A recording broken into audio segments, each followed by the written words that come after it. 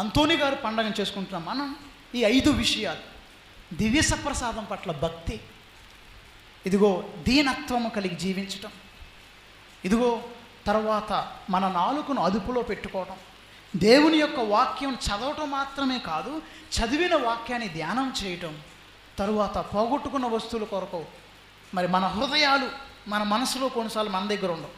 వస్తువుల కోసం కాదు మనం ప్రార్థన చేసింది, మన మనసును సైతాను దోచుకొని పోతుంది, మనసులు కూడా పోగొట్టుకుంటున్నాం. ఈ మనస్సు దేవుని చెంతకు చేర్చమని అంతోని గారి యొక్క ప్రార్థనా వేడుదల ద్వారా ఈ పూజలో మనందరం ప్రార్థన చేయాలి. ప్రియమైన తల్లిదండ్రులారా, మీరు మీ బిడ్డలకు చెప్పాలి. ఎందుకంటే తల్లిదండ్రులు చేయకుండా బిడ్డలకి వస్తుందా? చాలాసార్లు మనం బిడ్డలను తిడతాం, మా పిల్లోడు మాట వింటలేదు, పద్దాగా టీవీయే చూస్తున్నారు. అసలు టీవీ చూడటం ఎవరు నేర్పారు? రిమోట్ నొక్కటం ఎక్కడ చూశారు? మీది.